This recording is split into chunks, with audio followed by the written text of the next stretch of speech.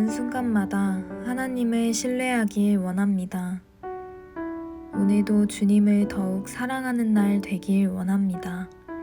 다 함께 사도신경으로 우리의 신앙을 고백하겠습니다. 전능하사 천지를 만드신 하나님 아버지를 내가 믿사오며 그 외아들 우리 주 예수 그리스도를 믿사오니 이는 성령으로 잉태하사 동정녀 마리아에게 나시고 본디오 빌라도에게 고난을 받으사 십자가에 못 박혀 죽으시고 장사한 지 사흘 만에 죽은 자 가운데서 다시 살아나시며 하늘에 오르사 전능하신 하나님 우편에 앉아 계시다가 저리로서 산 자와 죽은 자를 심판하러 오시리라. 성령을 믿사오며 거룩한 공예와 성도가 서로 교통하는 것과 죄를 사하여 주시는 것과 몸이 다시 사는 것과 영원히 사는 것을 믿사옵나이다. 아멘.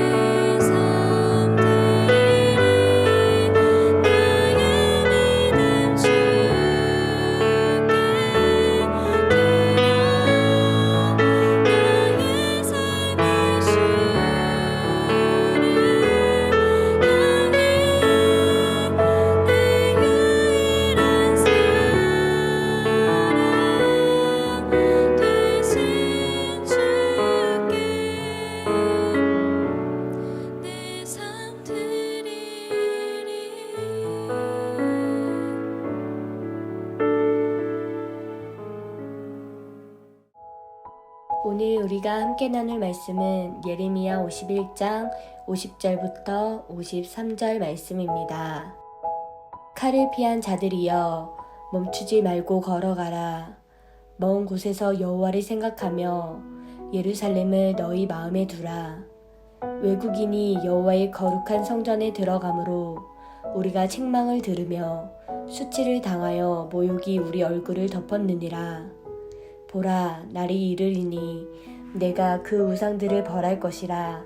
부상자들이 그 땅에서 한숨을 지으리라. 여호와의 말씀이니라. 가령 바벨론이 하늘까지 솟아오른다 하자. 높은 곳에 있는 피난처를 요새로 삼더라도 멸망시킬 자가 내게로부터 그들에게 임하리라. 여호와의 말씀이니라. 아멘. 반갑습니다. 오늘 예레미야 51장 50절부터 53절을 중심으로 머뭇거림이라는 주제의 말씀을 함께 나누겠습니다.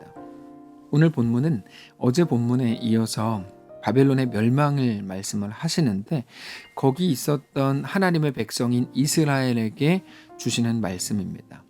50절입니다. 칼을 피한 자들이여 멈추지 말고 걸어가라. 먼 곳에서 여호와를 생각하며 예루살렘을 너희 마음에 두라. 자, 포로로 바벨론에 끌려갔던 사람들을 말하는 겁니다. 그런데 바벨론에게 아직 죽임을 당하지 않은 사람들이죠. 바벨론에 계속 머물러 있지 말고 도망치라, 이렇게 말씀을 하십니다. 머뭇거리지 말라, 이렇게 말하는 거죠. 근데 그 중심에 단지 내가 살아야지, 그래서 도망쳐야지, 그게 아니고 먼 곳 바벨론에서 여호와를 생각하라, 예루살렘을 너희 마음에 두라, 이렇게 말씀을 하시는 겁니다. 자, 여기에 있는 머뭇거리지 말라, 이 표현이 아주 중요한데요. 우리에게 굉장히 소중한 것을 말해 줍니다.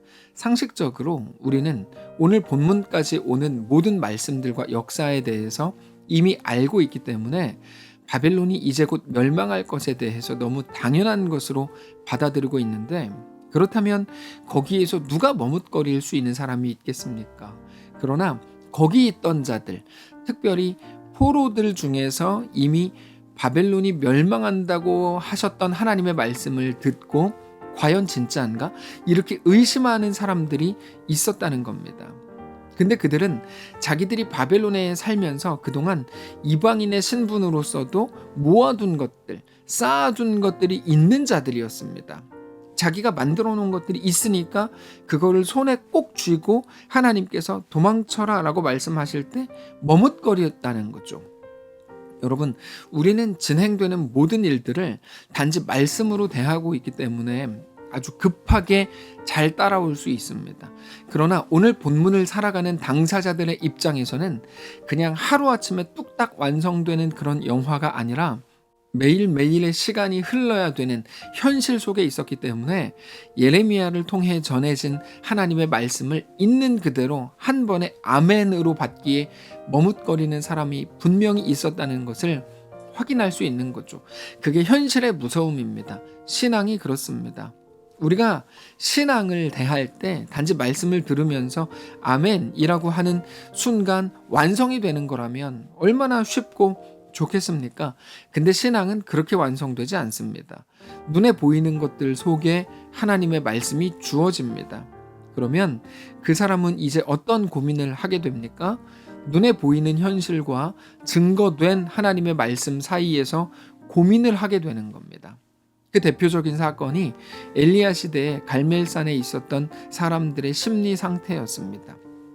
하나님께서 엘리야를 통해서 악한 왕이었던 아합에게 가서 3년 6개월 동안 비가 내리지 않을 거다라고 외치게 하셨죠. 그렇게 긴 고통의 시간이 흐른 후에 이제 다시 가서 하늘에서 큰 비가 내릴 거라고 말씀을 주셨습니다. 근데 그냥 비가 그냥 오는 게 아니고 비가 오는 그 일을 아주 큰 이벤트가 되게 했죠. 갈멜산에서 아합이 의지하던 바알과 아세라의 선지자 850명과 엘리야가 이제 불을 내리는 시합을 하기로 한 겁니다. 누가 하늘에서 불을 내리는 진짜 신인지 내기하자. 이렇게 참 신을 가리는 대결이 시작됩니다. 근데 그거를 단지 관계자들만 있는 자리에서 한 게 아니고 온 백성들을 그 산으로 불러 모아서 직접 보게 하죠. 너희가 직접 보라는 겁니다. 왜 하나님을 섬기지 않고 우상을 섬기냐? 이거를 말씀을 하시려는 거고, 그러므로 이제 신실하신 하나님을 믿어라, 이 말씀을 하시려는 거죠. 근데 그때 엘리야가 백성들에게 굉장히 중요한 표현을 합니다. 열왕기상 18장 21절입니다. 엘리야가 모든 백성에게 가까이 나아가 이르되 너희가 어느 때까지 둘 사이에서 머뭇하려느냐? 여호와가 만일 하나님이면 그를 따르고 바알이 만일 하나님이면 그를 따를지니라 하니 백성이 말 한마디도 대답하지 아니하는지라. 이렇게 말하죠. 너희가 어느 때까지 둘 사이에서 머뭇하려느냐? 그 둘이라는 거는 당연히 하나님과 바알 사이에서라는 의미입니다. 근데 더 정확하게 구분을 하면 너희가 어느 때까지 눈에 보이는 현실과 눈에 보이지 않는다는 이유로 하나님 사이에서 머뭇거리느냐, 이런 말입니다. 이스라엘은 하나님의 백성입니다. 그러나 그들이 눈에 보이는 현실이 전부인 줄 알고, 반면 하나님은 눈에 보이지 않는다는 이유로 그 둘 사이에서 머뭇거리더라는 거죠. 황당한 거는 엘리야가 그렇게 분명하게 말을 했음에도 불구하고 백성이 말 한마디도 대답하지 않았다는 겁니다. 아직 불의 대결 직전이었기 때문이죠. 여전히 아합이 그 앞에 있었고 바알과 아세라의 선지자들도 자기들 눈앞에 있었기 때문입니다. 머뭇거린다는 게 더 신중하다는 말이 아닙니다. 우리는 영적으로 머뭇거림이 얼마나 위험한 것인지를 알아야 합니다. 하나님은 우리가 머뭇거리지 않기를 요구하십니다. 그 말은 오직 눈에 보이는 것이 전부가 아니라 눈에 보이지 않는 살아계신 하나님을 언제라도 신뢰하고 붙들고 따르기를 원하신다는 것입니다. 그러나 여전히 많은 사람들이 눈에 보이는 것이 전부인 줄 알고 그렇게 보이는 대로, 느껴지는 대로, 들리는 대로 행한다는 것은 참 가슴 아픈 일입니다.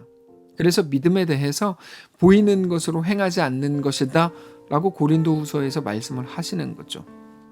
오늘 본문을 보시면 하나님께서 이제 곧 바벨론이 멸망할 거니까 거기서 나올 준비를 해라 이렇게 말씀을 하시는데, 칼을 피한 자들이여 멈추지 말라. 여기에서의 멈추지 말라는 말은 머뭇거리지 말라는 말이거든요. 다시 말해서 그들은 자기들이 포로고 모든 일들이 하나님의 말씀대로 이루어졌고 여전히 이루어져 가고 있는 모든 모습들을 보고 있음에도 불구하고 여전히 머뭇거리고 있더라는 겁니다. 그래서 머뭇거리지 말아라 이렇게 말씀을 하신다는 거죠. 너희가 있어야 될 곳은 너희의 돈이 있고 집이 있고 자식이 있고 너희가 만든 기업이 있는 그 자리가 아니라 그 자리는 잠깐 동안 지나가는 자리일 뿐, 너희가 영원히 있어야 할 곳은 하나님의 집 예루살렘이다 이렇게 말씀을 하시는 겁니다. 결국 우상은 회파될 것이고 멸망하게 될 겁니다. 그게 아무리 지금은 대단하게 보인다고 해도 그것은 결코 영원하지 않습니다. 52절입니다. 보라, 날이 이르리니 내가 그 우상들을 벌할 것이라. 부상자들이 그 땅에서 한숨을 지으리라. 여호와의 말씀이니라.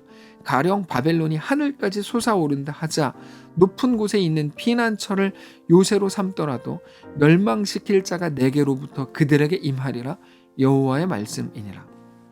바벨론이 아무리 대단하고 정말 놀라운 것들을 다 가졌다고 해도 하나님의 계획대로 이루어진다 이런 말이죠. 그들은 멸망한다. 현실이 어마무시하게 너희를 괴롭힐 것처럼 보인다고 해도 하나님이 계시다.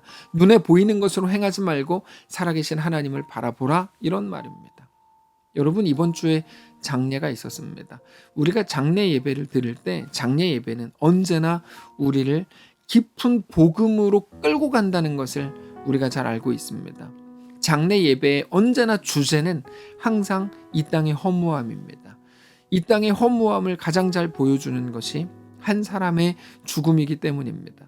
모든 것을 다 할 수 있을 줄 알았죠. 모든 것을 다 이룰 수 있을 거라고 생각했습니다. 그러나 이 땅에는 영원한 것이 없다는 것을 한 사람의 죽음이 적나라하게 보여주는 거죠. 그래서 이 땅에 소망을 두지 말아야 하고 오직 하늘에 소망을 두어야 한다고 말씀하시는 겁니다. 그럼에도 우리는 자주 눈에 보이는 것과 영원하신 하나님 말씀 사이에서 머뭇거립니다. 거기서 어떻게 해야 될지 모른다고 이야기합니다. 지난 주일에 말씀드렸던 하나님의 말씀을 붙들라라는 말의 의미를 깊이 생각하실 수 있기를 바랍니다. 하나님의 말씀을 붙든다는 것은 더 도덕적으로 살고 더 착하게 살아야 된다는 말이 아니라 모든 현실과 모든 순간이 보여주고 느끼게 해주는 눈에 보이는 모든 것들, 그때의 감정들이 전부가 아니라 오직 하나님이 우리의 왕이요, 우리의 아버지요, 우리의 주인이요, 우리에게 대한 하나님의 약속이 영원할 것을 우리의 현실 속에서 꼭 기억하라는 말입니다.